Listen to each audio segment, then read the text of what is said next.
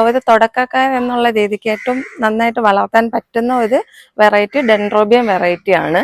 പക്ഷെ ഇതിൽ തന്നെ നമുക്ക് കിക്കീസ് എന്ന് പറഞ്ഞിട്ടൊരു ചെറിയ കുഞ്ഞു തൈ വാങ്ങാൻ കിട്ടും. കിക്കീസ് പലരും ആവശ്യപ്പെടുന്നതാണ്. പക്ഷെ തുടക്കക്കാർക്ക് ആ കിക്കീസ് വളർത്തിയെടുക്കുക എന്ന് പറയുന്നത് കുറച്ച് ബുദ്ധിമുട്ടായിട്ടുള്ള ഒരു കാര്യമാണ്. പിന്നെ വരുന്നത് ഇതിന്റെ സീഡ്ലിങ്സ് അല്ലെങ്കിൽ സാപ്ലിങ്സ് എന്ന് പറയുന്നതാണ്.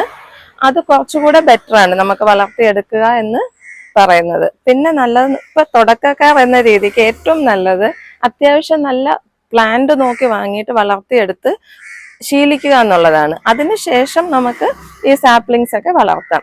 പക്ഷെ എല്ലാവരും ഏറ്റവും റേറ്റ് കുറഞ്ഞത് നോക്കി വാങ്ങുമ്പോൾ പെട്ടെന്ന് നശിച്ചു പോകും. അപ്പൊ അതിൽ അവർക്കൊരു ബുദ്ധിമുട്ട് തോന്നിയിട്ട് പിന്നെ ഇത് വളർത്താൻ ആഗ്രഹമില്ലാണ്ടായി പോകും. അപ്പൊ അതിനേക്കാൾ നല്ലത് നമ്മൾ തുടങ്ങുമ്പോൾ കുറച്ച് നല്ല ചെടി വാങ്ങി വളർത്തി വലുതാക്കിയതിന് ശേഷം ചെറുതിലേക്ക് പോവാന്നുള്ളതാണ് എൻ്റെ ഒരു പേഴ്സണൽ ഒപ്പീനിയൻ.